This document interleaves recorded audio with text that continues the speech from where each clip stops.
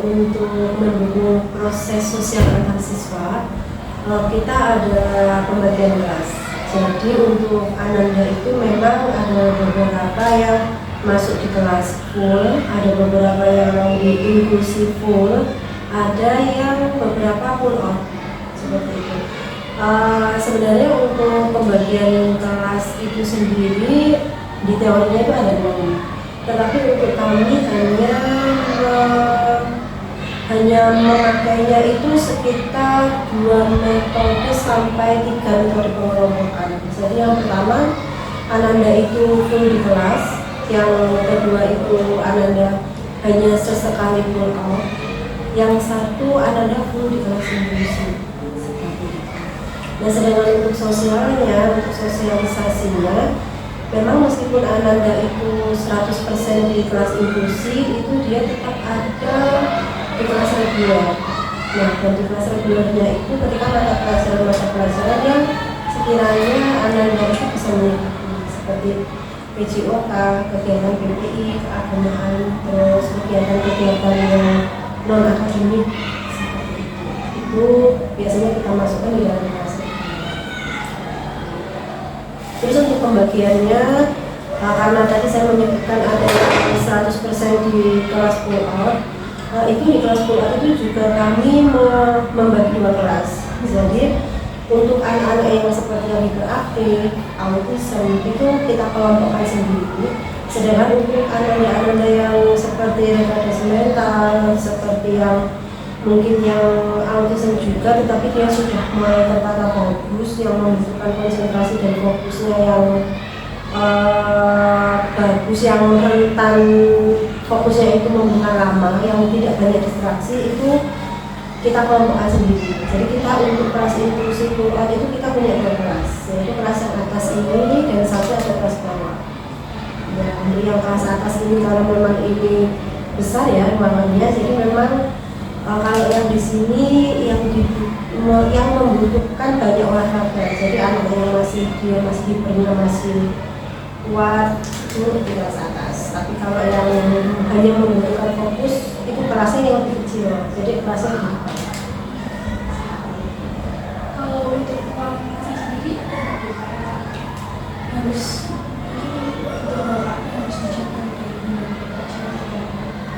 kalau itu pasti.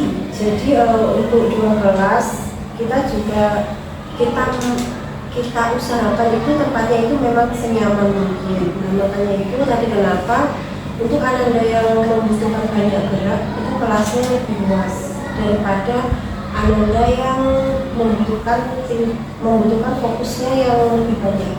Jadi kalau yang anak-anak untuk fokusnya yang lebih banyak itu kelasnya memang lebih kecil. Bisa jadi separuhnya ini.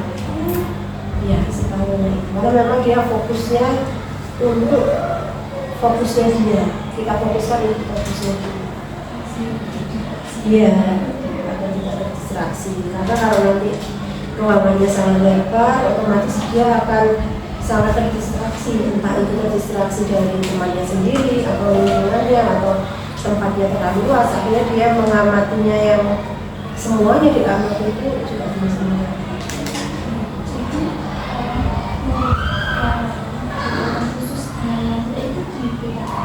Betul. Jadi untuk yang anak-anak berkebutuhan khusus itu dibedakan di kelas full out namanya atau kelas inklusi. Tetapi kembali lagi tidak semua dimasukkan di kelas inklusi. ada juga yang ikut. Ada yang ikut kelas reguler. Ya. Kalau yang ikut di kelas reguler biasanya kekhususannya itu yang maksudnya yang tidak berartinya ya hanya standar lah, mungkin dia lamban belajar seperti itu bisa dimasukkan di dalam kelas. Tapi kalau sudah terdiagnosa ada autistik atau ada retardasi mental yang akhirnya memang sedikit, itu biasanya kita pull out. Untuk kata-kata pull out itu sudah familiar ya? Cukup familiar. Baik, kalau pull out itu sebenarnya remedial. Kalau orang awam bilangnya itu adalah remedial. Seperti itu. Kalau tidak remedial bisa jadi ada yang menyebutnya itu terapi. Jadi untuk sekolah inklusi itu biasanya memang ada fasilitas terapi. Kalau di sekolahnya itu ada terapis di dalamnya. Kebetulan di SDIT Bina Insani ada terapis. Akhirnya kita itu melakukan kegiatan terapi. Karena kalau di sekolah kan kita tidak boleh memakai istilah terapi, makanya kita gunakan istilah terapi. Kalau menurut keberadaan kelas yang nyaman dan menyenangkan itu bagaimana? Kalau kelas yang nyaman itu untuk anak-anak inklusi ya khususnya. Kalau dari saya pribadi dan dari pengalaman-pengalaman sebelumnya, nyaman bagi mereka itu yang mereka mau lakukan. Maksudnya tidak seperti anak-anak reguler yang ada ini nggak mau, ada ini nggak mau. Tidak. Kalau anak-anak inklusi, sepengalaman saya, bagaimanapun tempatnya, kalau tempatnya itu tenang, itu dia nyaman. Ada yang tidak bising. Jadi pribadi membedakan gimana sih cara ibu ngajar waktu di kelas inklusi, terus waktu ngajar di kelas reguler itu semuanya. Kebetulan saya bukan guru reguler, jadi saya khusus inklusinya. Iya, saya khusus inklusi karena di sini kebetulan saya koordinator inklusi. Jadi yang memegang inklusi itu mulai dari asesmen awal, mulai dari pembuatan program, mulai dari treatment, itu GPK yang memegang. Jadi untuk GPK sama sekali tidak masuk kelas. Kalau masuk kelas, nanti berarti anak-anak inklusi itu dengan kelas, maksudnya dengan kelas. Kalau saya tertarik sama Barbie, Oh iya, iya. itu juga termasuk sarana penunjang anak-anak inklusi. Iya betul. Jadi meja ini sebenarnya ini adalah meja terapis. Jadi kalau di tempat terapi itu rata-rata kalau anaknya masih autis yang masih kecil ya, anaknya anak kecil itu biasanya kita menggunakan meja ini. Kenapa kok menggunakan meja ini? Mungkin tahu nggak? Karena kalau anak kecil yang otomatis yang anaknya masih kecil maksudnya itu kalau sudah didiagnosa autism atau dia ADHD pasti dia akan lari kemana-mana, susah untuk duduk tenang. Nah makanya mejanya itu ada U-nya, dengan harapan mejanya itu ditaruh di apa namanya di tembok seperti yang di ujung sana itu kan di hadapan di tembok. Jadi anaknya itu dicepit. Iya, dia tidak berat. Karena kita kan sistemnya ya nanti ada pull out, ada terapis yang tujuannya juga seperti itu, perilakunya. Ya itu juga termasuk sarana prasarana. Mungkin kalau ada simbol di sana, ada bola kacang yang ada di atas, ada papan keseimbangan, ada papan itu keseimbangan, ada balancing board, ada apa? Mungkin khusus untuk anak-anak. Iya betul. Jadi di sini fasilitas untuk anak-anak semua. Kalau di dalam itu ada meronce, ada menari, ada banyak sih, ada puzzle, ada apa stand, ya terus ada angka. Jadi itu sarana prasarana untuk menunjang pembelajaran dia. Sangat nyaman ya. Bukan lebih ke sangat nyaman, tapi lebih memenuhi kebutuhan anak. Iya kan? Rata-rata kalau yang anak berkebutuhan khusus kan dia bermasalah di sensorinya, ada bermasalah di perhatiannya, di fokusnya. Nah, itulah materi-materi yang bisa menunjang anak-anak untuk melancarkan itu semua. Mungkin selanjutnya bagaimana sih strategi pembelajaran itu ketika kelas ya? Mungkin adakah metode tertentu untuk sesi pembelajaran di siswa inklusi dan non inklusi? Ini berarti di kelas reguler atau di kelas inklusi? Di kelas inklusi bisa keduanya juga. Keduanya. Kalau yang di kelas inklusi kita mempunyai program satu anak satu program. Jadi ibaratnya kalau di kelas pelajarannya matematika, kalau di sini kita punya matematika A, matematika B, matematika C. Matematika matematika untuk anak A, matematika untuk anak B, matematika untuk anak C. Jadi juga sesuai Betul, karena kita sebelum menyusun program pembelajaran itu kan kita observasi dulu anaknya. Nah, disinilah nanti proses pembelajarannya kita masuk di situ. Sedangkan kalau di dalam kelas, kebetulan kalau di dalam kelas itu kita menggunakan kurikulum yang sama. Maksudnya sama adalah sama seperti teman-temannya yang ada di kelas, tetapi ada beberapa tujuan pembelajaran itu yang direndahkan. Jadi dimodifikasi. Maksudnya dimodifikasi itu kalau semua teman-teman reguler itu perkaliannya sampai 10, untuk anak inklusi itu paling banyak ini atau 6 atau 7. Tapi tujuan pembelajarannya sudah sama, memperkenalkan perkalian. ini membedakan level Dibedakan dari anaknya juga. itu kalau yang pendekatan individualis itu untuk anak-anak yang berkebutuhan khusus itu Penerapannya dengan satu siswa dan satu guru. Jadi ada guru shadow yang mendampingi anak-anak kemana-mana. Jadi nanti kalau di sini itu GPK itu tugasnya menyusun program. Kalau shadow itu yang pelaksana program. jadi satu anak Satu guru, satu anak satu pendamping. Kalau yang kelas inklusi. Tetapi nanti kalau masuk di kelas reguler, guru utama malas, tapi dia tetap didampingi oleh pendampingnya. Dia harus ada pendampingnya karena kebetulan ketika kita assessment, psikotes itu memang kadang-kadang membutuhkan pendamping di mana di tempat belajar.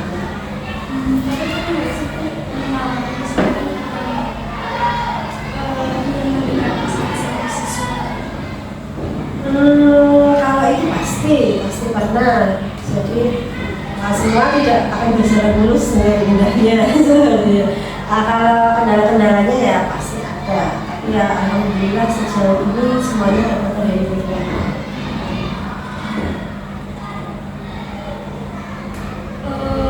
Terus di sekolah ini ada aktivitas pembelajaran yang mungkin sangat mendorong partisipasi setiap siswa, terutama siswa inklusi. Maksudnya Aktivitas pembelajaran yang mendorong partisipasi aktif. untuk anaknya aktif. Alhamdulillah di sini semua mengaktifkan siswa. Maksudnya mengaktifkan siswa adalah sebenarnya life skill, bina diri. Bina diri itu seperti dia habis olahraga, dia menyiapkan semua pakaiannya sendiri, melipat semua pakaiannya sendiri, memasukkan tas sendiri, seperti itu. Kalau untuk anak inklusi kita lebih menekankan ke bina dirinya, kemandiriannya. Karena tujuan kita kan nanti ke depannya kan dia bisa menghidupi dirinya sendiri dengan kemandiriannya tersebut. Di sini juga kami juga sudah mulai memetakan minat bakat mana yang Anda tonjolkan. Kalau kita fokus ke akademik terus kan tidak adil ya. Kalau ke akademik orang anaknya itu maksudnya belum mampu ke akademik, kalau kita kejar ke akademik terus kan kita yang salah. Jadi kita pakai jalan yang lain, kita sudah mulai memetakan bakat minat Anda gimana. Seperti yang kalau di bawah ini kan lagi ada kegiatan emas itu kegiatan jual beli. Nah, untuk anak inklusi di Bina Insani saat ini juga sudah mulai menerapkan itu, jadi mendorong anak untuk berkreasi yang sekiranya itu bisa menghidupi dia ke kelanjutannya. Nah, kalau di sini kemarin kita membuat gelang sama lanyard. Jadi lanyard yang gantungan itu dia gambar sendiri, mewarna sendiri. Terus dari gurunya itu kita hanya membantu mencetakkan. Jadi full hasil karya sendiri. Iya betul. Terus meronce mani-mani itu juga dia sendiri yang meronce, kita hanya membantu yang menanggung saja. Mendorong dia biar dia lebih mandiri. Sistem di sekolah ini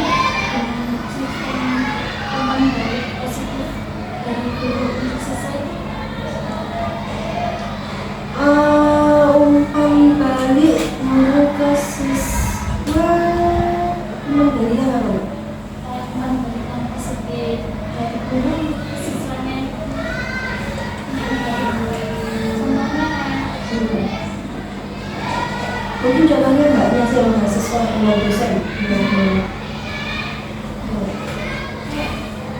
Ini maksudnya evaluasi tentang dari evaluasi Evaluasi Iya. atau reward. Mungkin seperti evaluasi juga. Nah, evaluasi, kalau evaluasi kita melakukannya per 3 bulan sekali. Feedback umpan balik yang kita bukan ke siswa sih, kalau kami ke orang tua.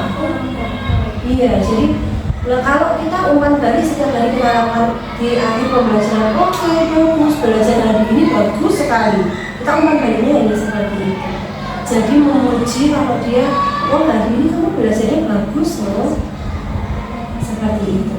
Nah, tapi kalau dari orang tua itu kita masuknya dievaluasi. Dievaluasi per 3 bulan. Jadi evaluasi pembelajaran kan tadi di awal kita sudah memiliki program individu. Nah, program individu kan setelah itu dijalankan. Setelah dijalankan kan tidak hanya dijalankan saja nih, harus ada evaluasi apakah program yang diberikan ini berjalan atau tidak. Nah, di situ mungkin feedbacknya di situ. Nah, ketika program itu tidak jalan, kita akan bilang ke orang tua, mohon maaf untuk programnya ini memang peningkatannya sedikit. Bisa jadi ini karena di sekolah ini programnya kurang sesuai atau kurang tepat, ataukah di rumah yang kurang stimulasi. Seperti itu. Jadi program wajib dilakukan kembali setelah proses evaluasi ini. Tapi kalau evaluasinya ini menunjukkan hasil yang maksimal, sangat bagus nih perkembangannya, kami juga akan feedback ke orang tua. Alhamdulillah di program ini anaknya bisa mencapai berapa persen lulus dari program ini. Nah, terima kasih atas kerjasamanya. Biasanya kalau tidak ada kerjasama dari orang tua dan guru yang di sekolah, itu program juga akan sedikit untuk perkembangannya. Jadi feedbacknya lebih ke orang tua, bukan ke anak. Kalau ke anak kita ya, oke, terima kasih belajar hari ini sudah selesai, tadi belajarnya bagus, hanya itu. Kalau anak, ya betul, apresiasi harian. Ya, karena kita setelah pulang sekolah, waktu pulang sekolah, kita selalu menyampaikan kegiatannya hari ini apa, responnya seperti apa. Setelah kita sudah menyampaikan ke anak, baru kita minta maaf ke anak, baru anak pulang. Jadi urutan kita, urutan kami kalau di SID Bina Insan ini inklusinya itu seperti itu.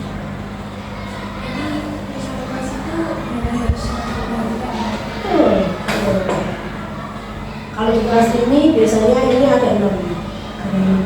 Berarti kelas inklusi itu ada minimalnya? Idealnya ada, tergantung tetap sarana prasarananya. Alhamdulillah kalau di sini sarana prasarananya mendukung, jadi kita bisa memaksimalkannya itu dengan baik. Kita ada kelas, jadi kita berpikir. Ini ada penyesuaian metode evaluasi untuk menentukan ABK itu. Kalau di sini metodenya seperti apa? Kalau kita metodenya sama seperti teman-teman yang bilang, biasanya kita menggunakan metode yang menggunakan di kertas seperti itu. Jadi ya ulangan latihan biasa kan. Jadi program yang sudah kita berikan yang kita ujikan. Jadi diujikan terus. Bukan uji tertulis ya. Kalau apa ya? Ya kalau dia materi akademik menyamping tulisan berarti ya tulisan. Ya tulis biasa. Tulis Sama saja dengan reguler sama, cuma soalnya yang berbeda. Jadi ya kalau inklusi yang membuat GBK sesuai dengan materi dan program yang telah diajarkan. Baik, Ibu ini langsung ke motivasi belajar siswa. Yang itu ada minat belajar ya. Bagaimana sih tingkat keaktifan siswa dalam mengikuti pembelajaran dan partisipasi siswa dalam diskusi kelas serta kegiatan kelompok gitu? Karena di sini tadi sudah saya sebutkan ya, di sini inklusinya saya bagi menjadi 2. Mungkin saya bisa bilang kalau kelompok A itu adalah kelompok yang diagnosanya ringan seperti retardasi mental. Retardasi mental itu dia bisa bersosialisasi, sedangkan yang kelompok B ini lebih ke ASD, autism, lebih autism disorder seperti itu. Nah, di situ kalau untuk yang anak-anak dengan diagnosa yang retardasi mental, slow learner, atau yang dia ADHD itu dia bisa bersosialisasi bagus, minat belajarnya bagus. Tetapi untuk yang terdiagnosa ASD, yang autism syndrome itu, dia minat belajar itu lebih kita arahkan, jadi lebih didorong, dorongannya lebih kuat daripada yang diagnosa ASD.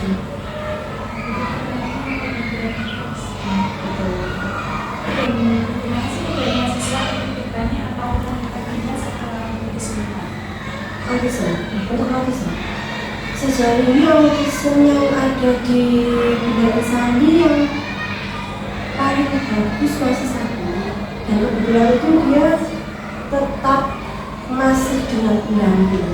Kita belum berani untuk lepas ya, karena memang rata-rata dari autism kan, untuk autism kan beda ya, untuk jenis-jenisnya kan beda dengan Asperger, dan mungkin dia dari yang lebih tinggi, ada yang didinos, ada yang Rett syndrome, ada yang klasik. Sedangkan di sini Asperger itu ada dua yang Asperger. Itu yang satu itu dia bisa mengikuti pembelajaran kelas, tetapi dengan pseudo full, dengan pendamping full, tapi dia membaca dari kelas. Ada satu Asperger yang dia kelasnya full diinklusi, tapi di bagian inklusi yang bawah untuk tingkatan fokusnya itu. Tapi untuk dia secara berkomunikasi yang itu tidak berhubungan dengan materi, sebenarnya dia bagus. Tapi kalau yang berhubungan dengan materi, anak-anak lebih nyaman bertanya ke pseudo pendamping. Jadi sangat masih sedikit yang tanya ke wali kelas. Jadi ke kelas besar itu masih sangat sedikit, kecuali kalau guru kelasnya itu bertanya individu ke nyamperin di mejanya itu baru dia. Jadi dulu. Iya. Terima kasih untuk waktunya. Sama-sama. Kurang optimal ini feedback dari kita. Masih juga. Iya, tidak apa-apa. Mungkin nanti kalau ada yang mau ditanyakan lebih detail, silakan bisa chat saja atau bagaimana. Kalau dari saya minta maaf kalau semua ada kekurangannya, atau mungkin ada jawaban-jawaban yang belum puas, mungkin nanti bisa ditanyakan lagi. Terima kasih juga ini yang sangat-sangat membantu. Ya, sama-sama. Assalamualaikum warahmatullahi wabarakatuh. Waalaikumsalam.